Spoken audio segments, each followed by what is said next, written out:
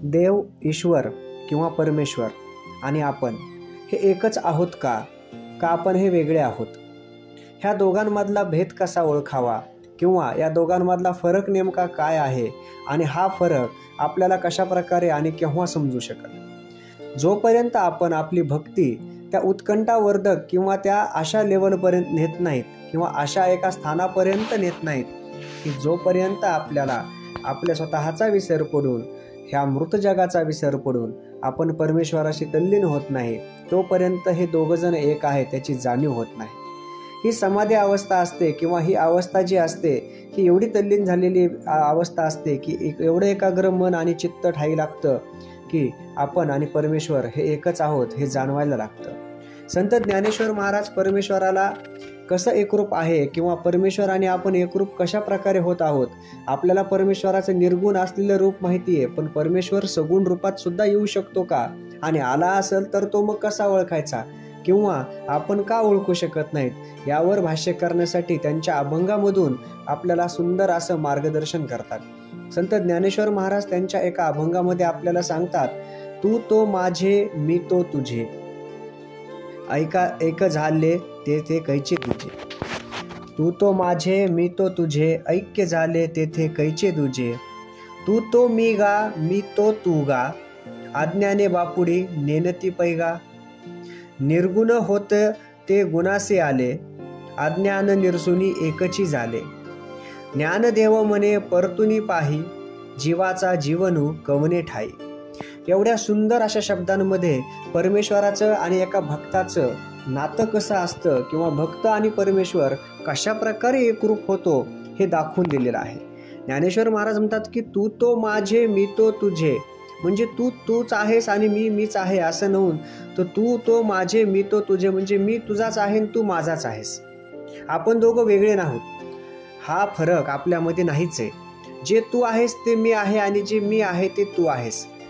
बघा, एवढी मोठी भक्ती लागते की परमेश्वरांनी देखील आपलं रूप स्वीकारावं किंवा आपलं स्वरूप स्वीकारावं आणि त्याचं स्वरूप आपल्याला मिळावं, यासाठी आपला खूप मोठा त्याग असावा लागतो किंवा आपली वागण्याची पद्धत ही खूप चांगली असावी लागते.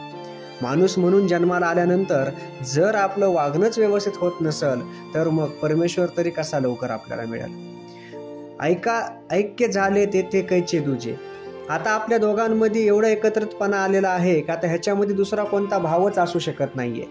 आपलं ऐक्य एवढं समरूप झालेलं आहे की आपण दोघं एकच आहोत असं वाटतं. आता ह्याच्यामध्ये दुसरा भावच दुसरा येऊ शकत नाही किंवा ह्याच्यामध्ये काही आता फरकच येऊ शकत नाही.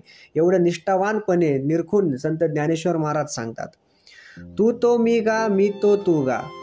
तू तोच मी आणि मी तोच तू असं ते म्हणतात. म्हणजे तुझ्यासाठी जेवढं आहे तेवढं माझ्यासाठीच आहे, माझ्यासाठी जेवढं आहे ते तुझ्यासाठीच आहे. आज्ञाने बापुडी नेनती पैगा. अज्ञानामुळे आपल्याला ह्या गोष्टी समजल्याच नाहीत, आपण दोघातला भावच समजू शकलो नाहीत, हा दुजा भावच आपल्याला दिसत गेला, परंतु हे अज्ञानामुळे आलं होतं. आता एक गोष्ट कळालेली आहे की तुझ्यात आणि माझ्यात म्हणजे परमेश्वरामध्ये आणि तुझ्या भक्तामध्ये कसल्याच प्रकारचा फरक नाहीये. आपण दोघं एवढे समरूप आहोत की आता तू आणि मी एकच आहेत असं आपल्याला वाटते. निर्गुण होतं ते गुणासे आले, म्हणजे जे तुझं निर्गुण स्वरूप होतं ते आता सगुण स्वरूपात आलेलं आहे. एवढी मोठी भक्ती लागते भक्ताची की त्या भक्ताच्या भक्तीवरच परमेश्वराला निर्गुण रूप टाकून देऊन सगुण रूपात भक्ताला दर्शन देण्यासाठी यावं लागतं. म्हणजे भक्ताचा देखील हा फार मोठा विजय असतो आणि तेवढी भक्ती आपल्या ठाई येण्यासाठी आपण प्रयत्न करायला हवे, तरच आयुष्यातलं जीवनातलं दुःख दूर होऊ शकतं.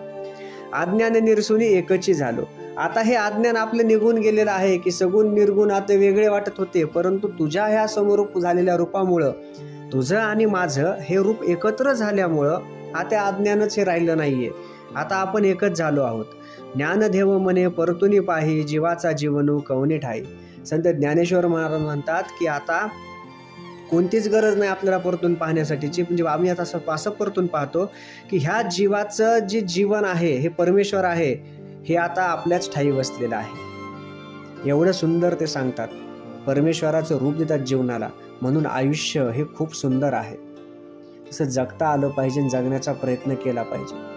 आयुष्यामध्ये अनेक वेळा अनेक अडचणी येतील, अनेक कठीण प्रसंग येतील, बऱ्याच वेळेस आपण खचून जाऊ, दुःखी होऊ, कष्टी होऊ, मार्ग सापडणार नाहीत. परंतु थोडा जर त्या परमेश्वरावर विश्वास ठेवला, आपली सद्सद विवेकबुद्धी जागृत राहील यासाठी प्रयत्न केला आणि प्रामाणिकपणे आपण ह्या अडचणीतून बाहेर निघण्यासाठी काय करता येईल यावर जर थोडा विचार केला, तर कोणतीच अडचण किंवा कोणताच कठीण प्रसंग आपल्यासमोर उभा राहणार नाही. जरी राहिला तरी देखील आपण त्याच्यामधून सुखरूप बाहेर पडू. आणि सुखरूप बाहेर का पडू? तर हा परमेश्वर आपल्याच्या पाठीशी आहे, तो आपल्यासोबत आहे, तो आपल्याला याच्यातून निश्चितपणे बाहेर काढेल. फक्त त्यासाठी गरज काय असते? तर आपल्या भक्तीची असते. कारण देव, परमेश्वर, ईश्वर हा फक्त भक्तीचा भुकेला आहे आणि आपल्याकडून कळत न कळत त्याच गोष्टी राहतात.